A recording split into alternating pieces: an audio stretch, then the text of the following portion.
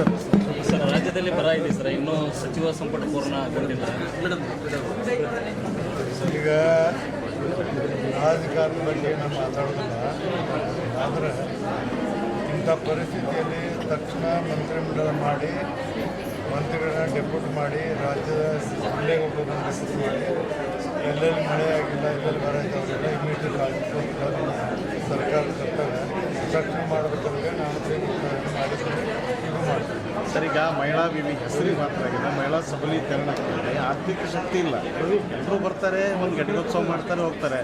ಅನುದಾನ ಕೊಡ್ತಾ ಇಲ್ಲ. ಈ ಸರಿ ಏನಾದ್ರು ನೀವು ಅನುದಾನಕ್ಕೆ ಆದೇಶ ಒಂದು ಪತ್ರ ಬರೀತೀರಾ? ನಾನು ಅನುದಾನ ಕೊಡೋಕ್ಕೆ ಬರೋಂಗಿಲ್ಲ. ಕಾನ್ಸ್ಟಿಟ್ಯೂಷನ್ ಈ ಜಿಲ್ಲೆ ಅವಣ ಬಿಜಾಪುರ ಜಿಲ್ಲೆ ಅವಣ ಕೊಡೋಕೆ ಕೊಡೋದು ಬೇರೆ ಸರ್ಕಾರಕ್ಕೆ ನೀವು ಇದು ಮಾಡ್ಬೋದಲ್ಲ, ನಿಮ್ಮ ಹೇಳಿ ನಾ ಮೇಡಮ್ ಶಕ್ತಿಯನ್ನು ಬಳಸಿ.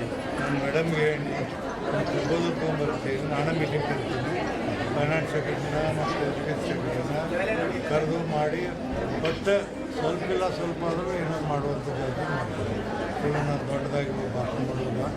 ಬಟ್ ಮೇಡಮ್ಗೆ ಹೇಳಿ ನಾನು ಪಿ ಸಿ ಅವ್ರಿಗೆ ತೊಗೊಂಬರ್ಗೆ ಖಂಡಿತವಾಗಿ ನಾನು ಮಾಡಿ ಕೊಡ್ತೀನಿ.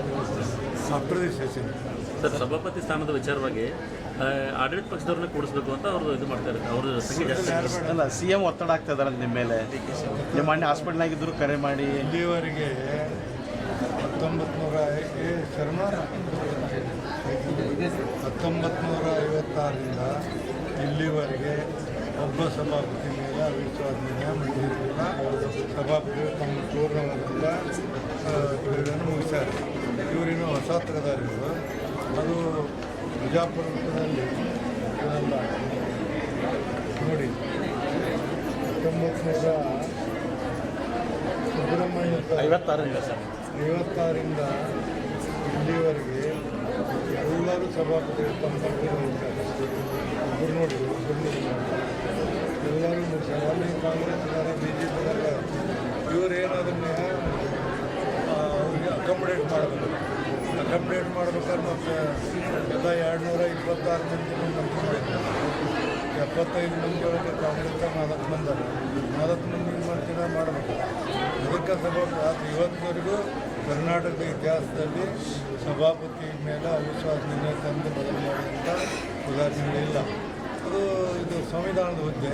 ಅಲ್ಲಿ ಹೋಗಿ ಕೂತ್ಕೊಂಡವ್ರು ಯಾವುದೇ ಪಕ್ಷದವರಿದೆ ಆ ಪಕ್ಷದವ್ರು ಇದ್ದರೂ ಸಹಿತ ಅಲ್ಲಿ ಸಂವಿಧಾನ ಪ್ರಕಾರ ನಡಿಬೇಕು. ಯಾರು ಸಭಾಪತಿ ಇದ್ದೇನೋ ಅವರಿದ್ದಂದ್ರೆ ಅವ್ರ ಪರವಾಗಿ ಮಾಡಬೇಕಂತೇಳಿ ಅವ್ರನ್ನ ಮಾಡೋಕ್ಕಾಗುತ್ತೆ. ಆಗೋದಿಲ್ಲ. ಅಲ್ಲಿದ್ದವ್ರು ಪಕ್ಷಾತೀತವಾಗಿರಬೇಕು. ಮತ್ತು ನಾನು ಇಡೀ ಭಾರತ ದೇಶದಲ್ಲಿನ ಅತ್ಯಂತ ಸೀನಿಯರು, 48 ವರ್ಷ ಸುದೀರ್ಘವಾದಂಥ ನನ್ನವರು ಚೇಂಜ್ ಮಾಡ್ತಾರಂದ್ರೆ ಬಹುಮತ ಇದೆ ಅಂತಂದ್ರೆ ಏನು ಮಾಡ್ತಾನೆ ಮಾಡಿ ನಾನು ಅದ್ರ ಬಗ್ಗೆ ವಿಚಾರ ಮಾಡೋದು ನೋಡ್ತೀನಿ. ಸಿಚುವೇಶನ್ ಮೇಲೆ ನಾನು ತೀರ್ಮಾನ ಮಾಡ್ತೀನಿ. ಒತ್ತಡ ಹಾಕೋದು ಸರಿಯಲ್ಲ ಅಂತ ಹೇಳ್ತೀನಿ. ಅವ್ರು ಒತ್ತಡ ಹಾಕ್ತಾರೋ ಸರಿಯಲ್ಲ ಅಂತೀರಿ? ಒತ್ತಡ ಹಾಕೋದಲ್ಲ, ಯಾವಾಗಾದರೂ ಸಂವಿಧಾನ ಪೀಠದಲ್ಲಿದ್ದಂಥವ್ರನ್ನ ತೆಗೆಯುವಂಥದ್ದು ಅಥವಾ ಅವಿಶ್ವಾಸ ನಿರ್ಣಯ ಎದುರು ಮಾಡಿರ್ತೀರಿ. ಕಾರಣ ಬೇಕು. ಒಂದು ಭ್ರಷ್ಟಾಚಾರ ಮಾಡಿರ್ಬೇಕು, ಪಕ್ಷಪಾತ ಮಾಡಿರ್ಬೇಕು, ಏನಾರಾಗಿರ್ಬೇಕು. ಕಾರಣ ಬೇಕಪ್ಪ. ನಿಮ್ಮ ಮೇಲೆ ನಮ್ಮ ವಿಶ್ವಾಸ ಇಲ್ಲ, ನಿಮ್ಮ ಮೇಲೆ ನಿಮ್ಮ ವಿರುದ್ಧ ಅವಿಶ್ವಾಸ ಮಾಡೋದು ಮಾಡ್ತೀವಿ. ಏನಂತ ಮಾಡ್ತೀವಿ ನಮ್ಮ ಮೇಲೆ? ನಾ ಏನೇನು ಮಾಡಲಿ ಇವತ್ತಿನಲ್ಲಿ ಮಾಡ್ತಾರೆ. ನೋಡೋಣ ಸಿಚುವೇಶನ್ ಗೊತ್ತಿಲ್ಲ ಬಗ್ಗೆ ನೋಡಬೇಕು. ಅವ್ರು ಕೆಲವರು ಸೀನಿಯರ್ ಹೇಳ್ತಾರೆ ಸರ್, ಬೇಡ ಹೊರಟವ್ರು ಬೇಡ, ಅವ್ರ ಅವಧಿ ಮುಗಿಲಿ ಅಂತೇಳಿ. ಇನ್ನು ಕೆಲವರು ನಮಗೆ ಹುದ್ದೆ ಕೊಡೋದಾದ್ರೆ 90% ಜನ ನಮ್ಮ ಪರವಾಗಿದ್ದಾರೆ. ಅವರು ಸದನ್ ಸರಿ ನಡೆಸ್ತಾರೆ, ಸಾರ್ವಜನಿಕ ಹೇಳ್ತಾರೆ, ಮಾಧ್ಯಮದವ್ರು ಹೇಳ್ತಾರೆ, ಅವ್ರದ್ದೇ ಆದಂಥವ್ರು ಸೀನಿಯರ್ ಮಂದಿ ಹೇಳ್ತಾರೆ. ಅವರು ನೋಡೋಣ. ನನಗೇನಿಲ್ಲ, ನನಗಂಥ ವಿಷಯ ಬಂದರೆ ನಾವು 1 ನಿಮಿಷ ಕೊಡೋದು. ಸರಿ ಸರ್, ಅವರು ಅವಿಶ್ವಾಸ ನಿರ್ಣಯ ಮಾಡೋಕ್ಕಿಂತ ಮುಂಚೆನೇ ತಾವು ರಾಜೀನಾಮೆ ಕೊಡ್ತೀನಿ ಅನ್ನೋ ಇಂಗಿತ ವ್ಯಕ್ತಪಡಿಸ್ತೀನಿ. ನೋಟಿಸ್ ನಾನು ನೋಡಿನಿ ಅಂದ್ರೆ 1 ಸೆಕೆಂಡ್ನಲ್ಲಿ ರಾಜೀನಾಮೆ ಕೊಟ್ಟು ಮಾಡಿದ್ದೀನಿ. ನಮ್ಮ ಗೌರವಕ್ಕಿಂತ ದೊಡ್ಡ ಎಲ್ಲ ಸ್ಥಾನಮಾನ ಹೊಂದೀನಿ.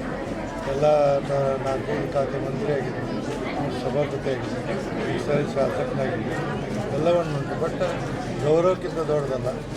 ಗೌರವದಲ್ಲಿದ್ದ ಸ್ಥಾನದಲ್ಲಿದ್ದಂಥವ್ರನ್ನ ಅಗೌರವ ಮಾಡೋ ಪದ್ಧತಿ ಹೊಡೋದಿಲ್ಲ. ನಾ ಅಗೌರವ ಮಾಡಿಲ್ಲ ಎಲ್ಲ. ಮತ್ತು ನನ್ನ ಎಥಿಕ್ಸನ್ನು ನಾ ಬಿಡೋದಿಲ್ಲ. ಸರ್, ಈಗ ಇನ್ನೊಂದು ಸಿದ್ದರಾಮಯ್ಯ ಅವರು 2028ನೇ ಚುನಾವಣೆ ನಿಲ್ಲಲ್ಲ ಅಂತ ಚುನಾವಣಾ ರಾಜಕೀಯ ನಿವೃತ್ತಿ ಘೋಷಣೆ ಮಾಡಿದ್ದಾರೆ. ನೀವು ಅವರು ಕೂಡ ಸ್ನೇಹಿತರಾಗಿದ್ದರು. ನನ್ನ ನಿವೃತ್ತಿ ಆಗಿಲ್ಲ. ಹಾಗಿಲ್ಲ. ಅವರು ಇಲ್ಲ, ನನಗೆ ವಾತಾವರಣ ನನಗೂ ಹಂಗೆ ನಡೆಸ್ತೈತೆ ಎಷ್ಟೋ ಸಾರಿ. ಬಟ್ ಸಿದ್ದರಾಮಯ್ಯನಂಥವರು ನಿವೃತ್ತಿ ಆಗೋದು ಸೂಕ್ತ ಅಲ್ಲ. ಅಂಥವ್ರು ಇನ್ನೂ ರಾಜಕಾರಣ ಇರಬೇಕು. ರಾಜಕಾರಣದಲ್ಲಿ ಜನರಿಗೆ ಮಾರ್ಗದರ್ಶನ ಮಾಡಬೇಕು. ಅತ್ಯಂತ ಪ್ರಬುದ್ಧವಾದಂಥ ರಾಜಕಾರಣಿ, ಅತ್ಯಂತ ಅನುಭವಿದಂಥ ರಾಜಕಾರಣಿ, ಎಲ್ಲರನ್ನೂ ಸಮಾನವಾಗಿ ನೋಡ್ಕೊಂಡು ಹೋಗುವಂಥ ಒಬ್ಬ ಉತ್ತಮವಾದಂಥ ಏನು ಮುಖ್ಯಮಂತ್ರಿ ನಾನು ನೋಡಿದಂದ್ರೆ ನಾನೇ ಅಂಥವ್ರಿಂದ ಮುಂದುವರಿಬೇಕು. ನಾನು ನಾಳೆ ಹೋಗ್ತೀನಿ ಅವರಿಗೆ ಅವ್ರ ಮಾತನ್ನು ಹಿಂತೆಗೆಸಿ ಮುಂದುವರಿಯುವಂಥ ಪ್ರಯತ್ನ ಮಾಡ್ತೀನಿ. Yes thanks.